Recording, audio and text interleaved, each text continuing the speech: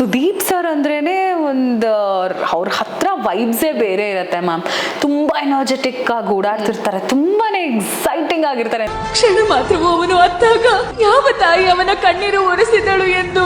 ಊರಲ್ಲಿ ಇವತ್ತು ಇವರೊಬ್ಬರದೇ ಹೆಸರು ಚಾಲ್ತಿಯಲ್ಲಿರೋದು, ವಿಕ್ರಾಂತ್ ರೋಣ. ಪ್ರತಿ ಪಾತ್ರನೂ ಒಂದಕ್ಕಿಂತ ಒಂದು ಡಿಫ್ರೆಂಟ್ ಆಗಿರುತ್ತೆ. ಈಗ 5 ಬೆರಳು ಒಂದೇ ತರ ಇರಲ್ಲ ಅಲ್ಲ. ನಾನೇ ರಾಧೆ ವಾಯ್ಸ್ ಅಂತ ಎಲ್ಲ ಗೊತ್ತಾಗಿ ನೆಕ್ಸ್ಟ್ ಮೊಮೆಂಟ್ 2 hours ಅಷ್ಟೊತ್ತಿಗೆ ಫುಲ್ ಬ್ಲೋನ್ ಅಪ್ ಆಗೋಗಿದೆ ಇನ್ಸ್ಟಾಗ್ರಾಮ್. ಓಕೆ, ಇವಾಗ ಸೆಕೆಂಡ್ ಸೆಗ್ಮೆಂಟ್ ನಿಮ್ ಬಗ್ಗೆ. ಈಗ ಆಶಿಕಾ ಅವರು ಎಲ್ಲಿ ಓದಿದ್ರು, ಯಾವ ಊರು, ಇದ್ ಬಗ್ಗೆ ತಿಳ್ಕೊಳ್ಳೋ ಕ್ಯೂರಿಯಾಸಿಟಿ ಇರುತ್ತೆ. ಸೊ ಅದ್ರ ಬಗ್ಗೆ ಹೇಳೋದಾದ್ರೆ, ನಾನು ಆಕ್ಚುಲಿ ಬೇಸಿಕಲಿ ಟಿಪ್ಟೂರ್ ಹುಡುಗಿ, ಅಪ್ಪ ಟಿಪ್ಟೂರು. ಬಟ್ ನಾನು ಹುಟ್ಟು ಬೆಳೆದಿದ್ದೆಲ್ಲ ಬೆಂಗಳೂರಿನಲ್ಲೇ, ಓದಿದ್ದು ಕೂಡ ಬೆಂಗಳೂರಲ್ಲೇನೆ. ಬಟ್ ಟಿಪ್ಟೂರ್ ಅಂದ್ರೆ ಅದು ತೆಂಗಿನಕಾಯಿ ನಮ್ ಫೀಲಿಂಗು, ಕಲ್ಪತರು ನಾಡು ಖಂಡಿತ ಅದೊಂದು ಫೀಲಿಂಗ್. ಸೊ ಅದಷ್ಟೇ. ಅದಾದ್ಮೇಲೆ ನಾರ್ಮಲ್ ಹುಡುಗಿ ತರ ನಾನು ಹೆಂಗೆ ಜೀವನ ಮಾಡ್ತೀವಿ ಹಂಗೆ. ಬಟ್ ಆ ಚಿಕ್ಕ ವಯಸ್ಸಿಂದ ಅದೊಂದು ಸ್ವಲ್ಪ ಈ ಹಾಡಿನ ಕಡೆ ಮತ್ತೆ ಈ ತರ ಈ ಕಲ್ಚರಲ್ ಆಕ್ಟಿವಿಟೀಸ್ ಕಡೆ ಸ್ವಲ್ಪ ಒಲವು ಜಾಸ್ತಿ ಇತ್ತು. ಸೊ ಹಂಗಾಗಿ ಇಲ್ಲಿ ಕರ್ಕೊಂಡ್ ಬಂತೇನೋ ಗೊತ್ತಿಲ್ಲ. ಏನು ಓದಿರೋದು? ನಾನು ಆಕ್ಚುಲಿ ಆರ್ಕಿಟೆಕ್ಚರ್ ಮಾಡ್ತಾ ಇದ್ದೆ. So I am drop out. But ಅದನ್ನ ಇಲ್ಲಿಗೆ ಬರ್ಬೇಕಿತ್ತು ಅಂತ ಇತ್ತೇನೋ, ಸೊ ಅದು ಅರ್ಧಕ್ಕೆ ನಿಂತೋಯ್ತು. ಬಟ್ ಖುಷಿ ಇದೆ. ಓಕೆ, ಓದ್ತಿರ್ಬೇಕಾದ್ರೆ ಅವಕಾಶ ಸಿಕ್ಕಿದ್ದ? ಇಲ್ಲ, ಆಕ್ಚುಲಿ ಅದು ಹೆಂಗಾಯ್ತು ಅಂದ್ರೆ ಫಿನಾನ್ಷಿಯಲ್ ಕ್ರೈಸಿಸ್ ಆಗಿ ಐ ಹ್ಯಾಡ್ ಟು ಏನ್ ಮಾಡ್ಬೋದು, ಏನ್ ಬರುತ್ತೆ ನಂಗೆ ಅಂತ ಹುಡ್ಕೊಂಡ್ ಬಂದಾಗ ನಾನು ಆಂಕರಿಂಗ್ ಮಾಡ್ತಿದ್ದೆ ಅವಾಗ.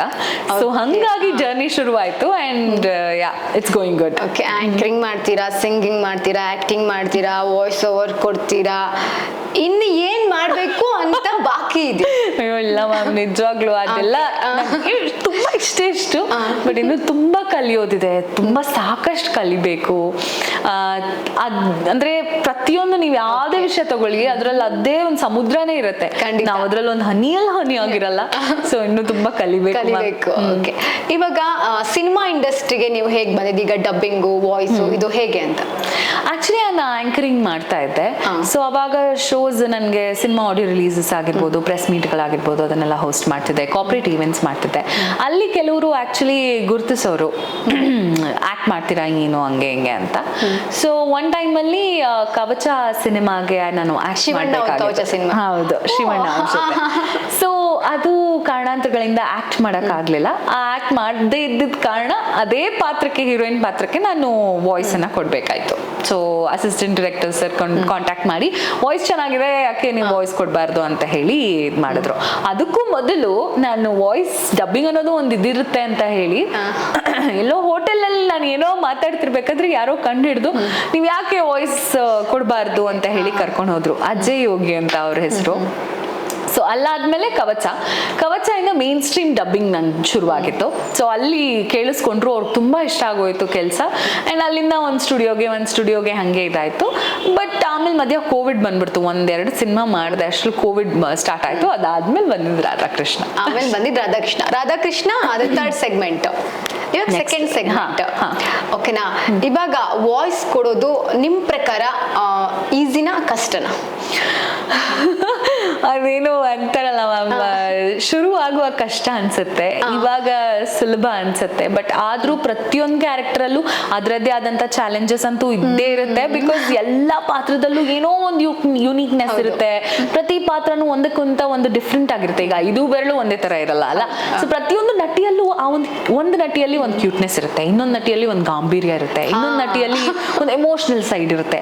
ಇದೆಲ್ಲದನ್ನು ಕ್ಯಾಪ್ಚರ್ ಮಾಡ್ಬಿಡ್ಬೇಕು. ಅದು ಹೇಗೆ ಕ್ಯಾಪ್ಚರ್ ಮಾಡ್ತೀರಾ ನೀವು ಅಂತ ನಂಗೆ ಅದೇನೋ ಈಗ ಫಾರ್ ಎಕ್ಸಾಂಪಲ್ ಸ್ಕ್ರೀನ್ ಮೇಲೆ ಯಾರನ್ನಾರು ನಾನು ನೋಡ್ತಿರುವಾಗ ನಾನು ಯಾವಾಗ್ಲೂ ಅನ್ಕೊಳ್ಳೋದು, ಈಗ ನಾನೊಂದು ಸಿನಿಮಾ ನೋಡ್ತಿರುವಾಗ ಎಷ್ಟು ಚೆನ್ನಾಗಿ ಆಕ್ಟ್ ಮಾಡಿದಾರಪ್ಪ ಅಂತ ಅನ್ಸ್ಬೇಕು, ಯಾರು ವಾಯ್ಸ್ ಕೊಟ್ಟಿದಾರಪ್ಪ ಅಂತ ಅನ್ನಿಸ್ಬಾರ್ದು ಅನ್ನೋ ರೀತಿ ಅನ್ಕೋತೀನಿ.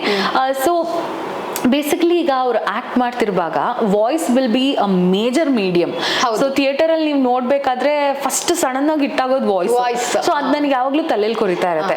ಸೊ ನಾವು ಹೋಗಿದ ತಕ್ಷಣ ನಾನು ಅವ್ರ ಹಾವಭಾವ, ಬಾಡಿ ಲ್ಯಾಂಗ್ವೇಜ್, ಅವ್ರು ಹೇಗೆ ಎಮೋಟ್ ಮಾಡ್ತಿರ್ತಾರೆ, ಅವ್ರ ಆ ಸಿಚುವೇಶನ್ ಅಲ್ಲಿ ಹೇಗೆ ರಿಯಾಕ್ಟ್ ಮಾಡ್ತಾರೆ, ಚಿಕ್ಕ ಚಿಕ್ಕ ಚಿಕ್ಕ ಚಿಕ್ಕ ಎಕ್ಸ್ಪ್ರೆಷನ್ಸ್, ನ್ಯೂಆನ್ಸಸ್ ಇರುತ್ತೆ ಅವ್ರದ್ದು ಅನ್ನೋದು, ಅದೇ ಜಾಸ್ತಿ ಕನೆಕ್ಟ್ ಆಗೋದು. ಸೊ ಆ ಥರದ್ದೆಲ್ಲ ಹುಡುಕ್ತೀನಿ, ಏನಾದ್ರು ಹೊಸದಾಗಿ ಟ್ರೈ ಮಾಡಿ. 1 ಸಲ ಅಲ್ಲ 2 ಸಲ ನೋಡ್ತೀನಿ. ಸೊ ಆ ಥರ ಅಂದ್ರೆ ಪ್ರಾಕ್ಟೀಸ್ ಏನಾದ್ರು ಮಾಡ್ತೀರಾ ಹೇಗೆ ಅಂತ? ಇಲ್ಲ ಮ್ಯಾಮ್, ಏನು ಪ್ರಾಕ್ಟೀಸ್ ಮಾಡಲ್ಲ. ಈಗ ವಾಯ್ಸ್ ಟೆಸ್ಟ್ ಅಂತ ಇರುತ್ತೆ. ಪ್ರತಿಯೊಂದು ಕ್ಯಾರೆಕ್ಟರ್ಗೂ ಏನ್ ಡಬ್ ಮಾಡ್ತೀವಿ ಅದು ನಾವು ಆ ಒಂದು ಕ್ಯಾರೆಕ್ಟರ್ಗೆ ಸೂಟ್ ಆಗತ್ತಾ ಅಂತ ಹೇಳಿ ವಾಯ್ಸ್ ಟೆಸ್ಟ್ ಕೊಡ್ಬೇಕಾಗುತ್ತೆ. ಸೊ ಆ ವಾಯ್ಸ್ ಟೆಸ್ಟ್ ಕೊಡುವಾಗ ನಾನು ಅಬ್ಸರ್ವ್ ಮಾಡ್ತೀನಿ. ಸೊ ಇವಾಗ ಫಸ್ಟ್ ನಮಗೆ ತೋರಿಸ್ತಾರೆ ನೋಡಿ ಅಂತ, ಮತ್ತೆ ಕ್ಯಾರೆಕ್ಟರ್ ಎಕ್ಸ್ಪ್ಲೇನ್ ಮಾಡ್ತಾರೆ. ಇದು ಬಬ್ಲಿ ಕ್ಯಾರೆಕ್ಟರು, ಕಾಲೇಜ್ ಗೋಯಿಂಗ್ ಹುಡುಗಿ, ಇಲ್ಲ ಇದೊಂದು ನೋಡಿ ವಿಲನಿಶ್ ಶೇಡ್ ಬರುತ್ತೆ, ಸ್ವಲ್ಪ ಗಂಭೀರವಾಗಿರ್ಬೇಕು, ಈ ತರ ಅವ್ರು ಎಕ್ಸ್ಪ್ಲೇನ್ ಮಾಡೋದನ್ನ ನಾವು ತಲೆಯಲ್ಲಿ ಇಟ್ಕೊಂಡಿರ್ತೀವಿ. ಅಂಡ್ ಅವ್ರು ಏನ್ ಆಕ್ಟ್ ಮಾಡಿರ್ತಾರೆ ಹಾಗೆ ಬಾಡಿ ಸೂಟ್ ಮಾಡ್ತೀವಿ ಅವರಿಗೆ. ಈಗ ಫಸ್ಟ್ ಒಂದು ಸಿನಿಮಾ ನಾವು ನೋಡ್ತೀವಿ ಅಂದ್ರೆ ಅದ್ರಲ್ಲಿ ಫಸ್ಟ್ ನಮ್ಗೆ ನೀವು ಹೇಳ್ದಂಗೆ ಹಿಟ್ ಆಗೋದು ವಾಯ್ಸೇ. ಹೌದು. ಆ ವಾಯ್ಸ್ ಅಲ್ಲೇ ನಾವು ಅದು ನಮ್ಗೆ ಸಿನಿಮಾದಲ್ಲಿ ರಿಯಲ್ ಆಗಿ ಬರ್ಬೇಕು. ಬೇರೆ ಭಾಷೆ ಕಲಾವಿದಿನ ನಮ್ದಲ್ಲಿ ಕರ್ಕೊಂಡ್ಬಂದು ಡಬ್ ಮಾಡ್ತೀವಿ, ರಿಯಲ್ ಆಗಿ ಬರ್ಬೇಕು. ಮತ್ ಲಿಪ್ಸಿಂಕ್ ಅನ್ನೋದು ಬಹಳ ಮುಖ್ಯವಾಗುತ್ತೆ. ಚೂರು ಇದಾದ್ರೂ ಜನ ಕಂಡಿಡ್ಬಿಡ್ತಾರೆ, ಅಷ್ಟು ಗೊತ್ತಾಗೋದಿಲ್ಲ ಬೇಗ. ಸೊ ಅದು ನಿಮ್ಗೆ ಕಷ್ಟ ಅಂತ ಅನ್ನಿಸ್ಲಿಲ್ವಾ? ಲಿಪ್ಸಿಂಕ್ ಅಂದ್ರೆ ಇವಾಗ ಫಾರ್ ಎಕ್ಸಾಂಪಲ್ ಏನು ನೀವೇನ್ ಮಾತಾಡ್ತಿದ್ದೀರಾ, ಈಗ ನೀವೊಂದ್ ಲೈನ್ ಹೇಳಿ, ಒಂದ್ ಲೈನ್ ಏನಾದ್ರೂ ಹೇಳ್ಬೋದಾ? ಏನಾದ್ರು. ಆಶಿಕಾ ಅವ್ರ ವಾಯ್ಸ್ ತುಂಬಾ ಚೆನ್ನಾಗಿದೆ. ಆಶಿಕಾ ಅವ್ರ ವಾಯ್ಸ್ ತುಂಬಾ ಚೆನ್ನಾಗಿದೆ. ಸೊ ನೀವ್ ಇಲ್ಲಿ ಸ್ಟಾರ್ಟ್ ಮಾಡಿದ್ರಿ, ಎಲ್ಲಿ ಎಂಡ್ ಮಾಡಿದ್ರಿ, ಯಾವ ಕಡೆ ನೀವು ಒತ್ತಿದ್ರಿ, ಇಂಪಾರ್ಟೆನ್ಸ್ ಕೊಟ್ರಿ, ಇವಾಗ ನೀವ್ ಹೆಂಗ್ ಹೇಳಿದ್ರು ನಾನು ಹಂಗೆ ಕಾಪಿ ಮಾಡಿದೆ ಅಲ್ವಾ? ಸೊ ಇಷ್ಟೇ, ಇಲ್ಲಿ ಸ್ಟಾರ್ಟ್ ಟು ಎಂಡ್, ಮಧ್ಯದಲ್ಲಿ ಎಲ್ಲಿ ಅವ್ರು ಸ್ಟ್ರೆಸ್ ಮಾಡಿರ್ತಾರೆ ಹಂಗೆ. ಸೊ ಅದು ಕಾಪಿ ಮಾಡ್ಬಿಟ್ಟು ನಾನು ಇದ್ ಮಾಡ್ತೀನಿ. And length start to end ಕೆಲವೊಂದ್ಸಲ ತುಂಬಾ ಮಿಸ್ಟೇಕ್ ಆಗುತ್ತೆ. ನಾವು ಲೆಂತ್ ಚಿಕ್ಕದಾಗ್ಬಿಟ್ಟಿರುತ್ತೆ, ಇಲ್ಲ ತುಂಬಾ ದೊಡ್ಡದಾಗಿರುತ್ತೆ.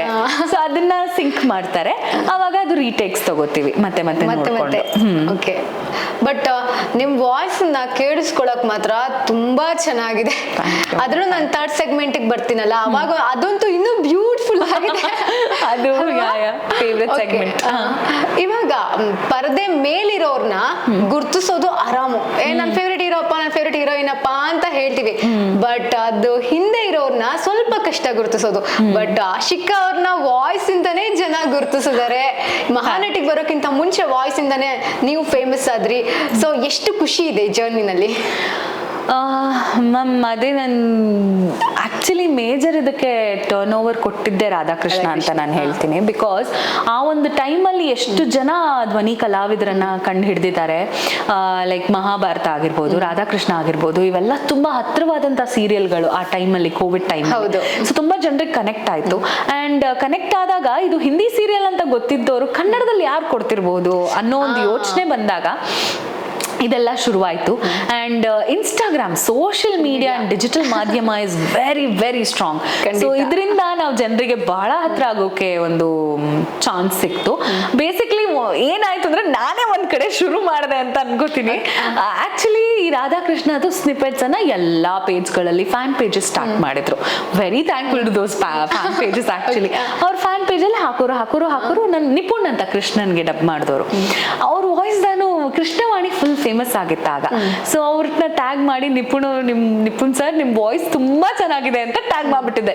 ಅಂಡ್ ನಾನು ಒಂದೆರಡು ಸ್ಟೋರಿ ಹಾಕೊಂಡಿದ್ದೆ, ಎಷ್ಟು ಖುಷಿ ಆಗ್ತಿದೆ ನಂಗೆ ಡಬ್ ಮಾಡಕ್ಕೆ ಅಂತ ಹೇಳಿ. ಅಲ್ಲಿಂದ ನನ್ನ ಪ್ರೊಫೈಲ್ ಹುಡುಕಿ ನಿಮಗೆ ಹೆಂಗ್ ಗೊತ್ತು ಅಂತ ಹೇಳಿ ನಾನೇ ರಾಧೆ ವಾಯ್ಸ್ ಅಂತ ಎಲ್ಲ ಗೊತ್ತಾಗಿ ನೆಕ್ಸ್ಟ್ ಮೊಮೆಂಟ್ 2 hours ಅಷ್ಟೊತ್ತಿಗೆ ಫುಲ್ ಬ್ಲೋನ್ ಅಪ್ ಆಗೋಗಿದೆ ಇನ್ಸ್ಟಾಗ್ರಾಮ್. ಎಲ್ಲಾ ಕಡೆ ನೋಡಿದ್ರೆ ನೀವೇನಾ, ನಿಮ್ದೇನ ವಾಯ್ಸು ಅಂತ. ಅದೊಂದು ಎಷ್ಟು ಸ್ಟ್ರಾಂಗ್ ಅಂತ ಇವಾಗ್ಲೂ ನೆನ್ಸ್ಕೊಂಡ್ರೆ ನಂಗೆ ಜುಮ್ ಅನ್ಸುತ್ತೆ ಇವತ್ತು. ತುಂಬಾ ಖುಷಿ ಆಗುತ್ತೆ ಇದನ್ನೆಲ್ಲ ಕೇಳಿಸ್ಕೊಳಕ್. ಆ ಜರ್ನಿ 0 ಇಂದ ಸ್ಟಾರ್ಟ್ ಆಗಿ ಇಲ್ಲಿವರೆಗೂ ಬರುತ್ತೆ ಅಂದ್ರೆ ಅದು ಒಂದ್ಸಲ ಹಿಂದೆ ತಿರುಗಿ ನೋಡೋದಕ್ಕೆ ವಾವ್ ಎಷ್ಟು ಬ್ಯೂಟಿಫುಲ್ ಇದ್ನಾನಾ ಅಂತ ಅನ್ಸಲ್ವಾ ನಿಮ್ಗೆ? ಪ್ರತಿದಿನ ಅನ್ಸತ್ತೆ ಇಲ್ಲಿವರೆಗೂ ಬಂದಿದ್ದೀನ, ಇನ್ನು ಮುಂದೆ ಹೋಗ್ಬೇಕು ಅಂತ ಅನ್ಸುತ್ತೆ. ಓಕೆ, ಇವಾಗ ನಮ್ಮ ರಕ್ಕಮ್ಮನಿಗೆ ಬಂದ್ರೆ ವಿಕ್ರಾಂತ್ ರೋಣ ಅದೊಂದು ಸುದೀಪ್ ಸರ್ ಮೂವಿ, ಅದು ಒಂದು ತಿಂಗು. ನೆಕ್ಸ್ಟ್ ಜಾಕ್ವೆಲಿನ್ ಅವ್ರಿಗೆ ವಾಯ್ಸ್ ಕೊಡ್ಬೇಕು, ಏನ್ ಅನ್ನಿಸ್ತು ಆ ಮೂಮೆಂಟ್ಗೆ? ನನಗೆ ಸುದೀಪ್ ಸರ್ ಅಂದ್ರೆ ಪ್ರಾಣ, ತುಂಬಾ ಇಷ್ಟ. ನಾನು ಎಲ್ಲ ಕಡೆ ಹೇಳ್ತೀನಿ. So Sudeep sir cinema actually ಏನಾಗಿತ್ತು, ಲಾಕ್ಡೌನ್ ಅಲ್ಲಿ ಈ ಸಿನಿಮಾಗೆ ಒಂದು ವಾಯ್ಸ್ ಟೆಸ್ಟ್, ಒಂದು ವಾಯ್ಸ್ ಬಿಟ್ಟನ್ನ ಕಳಿಸ್ಬಿಟ್ಟು ಸಿದ್ದು ಮೂಲಿ ಮನಿ ಸರ್ ಅವರು ನನಗೆ ಕಳ್ಸಿದ್ರು, ಮೇಡಮ್ ಒಂದು ಸಿನಿಮಾ ಆಗ್ತಾ ಇದೆ, ಇದೊಂದು ಹೀರೋಯಿನ್ಗೆ ವಾಯ್ಸ್ ಬೇಕಂತೆ, ನಿಮ್ಮ ವಾಯ್ಸಲ್ಲಿ ಡಬ್ ಮಾಡಿ ಫೋನಲ್ಲಿ ರೆಕಾರ್ಡ್ ಮಾಡಿ ಕಳಿಸಿ ಅಂತ. ನಾನು ಫೋನಲ್ಲಿ ರೆಕಾರ್ಡ್ ಮಾಡಿ ಕಳಿಸ್ದೆ. ಲಾಕ್ಡೌನ್ ಮುಗೀತು, ಒಂದು ಸ್ವಲ್ಪ ದಿನ ಆಯಿತು. ನಾನು ಯಾವುದಂತ ನನಗೆ ಗೊತ್ತಿರಲಿಲ್ಲ, ಸುಮ್ಮನೆ ಇದ್ದೆ.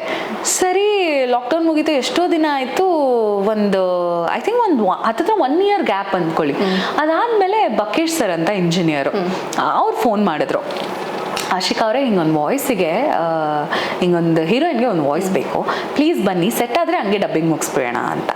ಸರಿ ಅಂದ್ಬಿಟ್ಟು ನಾನು ಟೈಮ್ ಕೊಟ್ಬಿಟ್ಟು ಹೋದ್ರೆ ಓ ಮೈ ಗಾಡ್, ಅದು ಸೇಮ್ ಅದೇ ನಾನು ಆ 1 ವರ್ಷದ ಹಿಂದೆ ಕೊಟ್ಟಿದ್ದಂಥ ವಾಯ್ಸು. ಆ್ಯಂಡ್ ಅಲ್ಲಿ ನೋಡಿದ್ರೆ ಫಸ್ಟೇ ಹೆಡ್ಫೋನ್ ಹಾಕಿದ ತಕ್ಷಣ ಸುದೀಪ್ ಸರ್ ವಾಯ್ಸು, ರಕ್ಕಮ್ಮ. ನಾನು ಓ ಮೈ ಗಾಡ್ ದೇವ್ರೇ, ಎಷ್ಟು ದಿನ ಮ್ಯಾನಿಫೆಸ್ಟ್ ಮಾಡಿದ್ದೆ ಅವ್ರ ಸಿನಿಮಾದಲ್ಲಿ ಕೆಲಸ ಮಾಡಬೇಕು ಅಂತ. ಆ್ಯಂಡ್ ಅದು ಕನಸು ನೆರವೇರ್ತಿದೆ ಇವಾಗ ಅಂತ ಖುಷಿ ಆಯಿತು. ಆ್ಯಂಡ್ ಅದಾದಮೇಲೆ ನಿರೂಪ್ ಸರ್ ಇದ್ರು, ಅವರು ತುಂಬಾನೇ ಹೆಲ್ಪ್ ಮಾಡಿದ್ರು, ತುಂಬ ತಿದ್ದಿದ್ರು. ಬಿಕಾಸ್ ಆ್ಯಂಡ್ ಜಾಕ್ಲಿನ್ ಅವ್ರದ್ದು ಕಮಾಂಡಬಲ್ ಆಗಿತ್ತು, ಬಿಕಾಸ್ ಅವ್ರು ಕನ್ನಡ ಅಷ್ಟು ಚೆನ್ನಾಗಿ ಮಾತಾಡಿದ್ರು, ಅದಕ್ಕೆ ನಾವು ಲಿಪ್ಸಿಂಗ್ ಮಾಡಕ್ ತುಂಬಾ ಈಸಿ ಆಗಿತ್ತು. ಪೂರ್ಣವಾಗಿ ಪದಗಳನ್ನ ಬಿಡಿಸಿ ಹೇಳಿದ್ರು. ಅವ್ರಿಗೆ ಕನ್ನಡ ಚೆನ್ನಾಗಿ ಬರುತ್ತೆ ಫ್ಲೂಯೆಂಟ್ ಆಗಿ? ಇಲ್ಲ, ಅವ್ರು ಕಲ್ತಿದ್ರು ಈ ಸೀನ್ಗೋಸ್ಕರ ಕನ್ನಡ ಕಲ್ತು ಮಾತಾಡಿದ್ರು. ಅಂಡ್ ಬೇಸಿಕಲಿ ಅವರೇ ಮಾಡ್ಬೇಕು ಅಂತ ಇತ್ತಂತೆ. ಫಸ್ಟ್ ಟ್ರ್ಯಾಕ್ ಇದೆ ನಿಮ್ ವಾಯ್ಸ್ ಅಂತ ಹೇಳಿದ್ರು. ನಾನು ಅಯ್ಯೋ ಸ್ಕ್ರೀನ್ ಮೇಲೆ ನನ್ನ ವಾಯ್ಸ್ ಕೇಳಿಸಲ್ವಾ ಅನ್ಕೊಂಡಿದ್ದೆ. ಆಮೇಲೆ ನೋಡಿದ್ರೆ ನನ್ನ ವಾಯ್ಸ್ ರಿಟೈನ್ ಆಯ್ತು, ತುಂಬಾ ಖುಷಿ ಆಯ್ತು. ಈಗ ವಿಕ್ರಾಂತ್ ರೋಣ ಅವ್ರನ್ನ ಮೀಟ್ ಮಾಡಿ ಎಷ್ಟು ಖುಷಿ ಆಯ್ತು. ನಾನು ಹೇಳ್ತೀನಲ್ಲ, ಅದೊಂಥರ fan girl moment. So Sudeep sir ಅಂದ್ರೇನೆ ಒಂದು ಅವ್ರ ಹತ್ರ ವೈಬ್ಸೇ ಬೇರೆ ಇರುತ್ತೆ ಮ್ಯಾಮ್. ತುಂಬಾ ಎನರ್ಜೆಟಿಕ್ ಆಗಿ ಓಡಾಡ್ತಿರ್ತಾರೆ, ತುಂಬಾನೇ ಎಕ್ಸೈಟಿಂಗ್ ಆಗಿರ್ತಾರೆ, ಎಂಥೂಸಿಯಾಸ್ಟಿಕ್ ಆಗಿರ್ತಾರೆ. So is very energetic. And ಅವ್ರ ಆರಾನೇ ಒಂಥರ, ಅಲ್ಲಿ ಹೋಗಿ ನಿಂತ್ಕೋಬೇಕಾದ್ರೆ ಫುಲ್ ನಡುಕ್ತಿತ್ತು ನನ್ನ. ಆ್ಯಂಡ್ ದೆನ್ ಅವರೇ ಒಂದು ಸ್ವಲ್ಪ ದಿನ ಆದ್ಮೇಲೆ ಆಕ್ಚುಲಿ ಈಗ ಮ್ಯಾಕ್ಸ್ ವಾಯ್ಸ್ ಟೆಸ್ಟಿಗೆ ಹೋಗಿದ್ದೆ ನಾನು.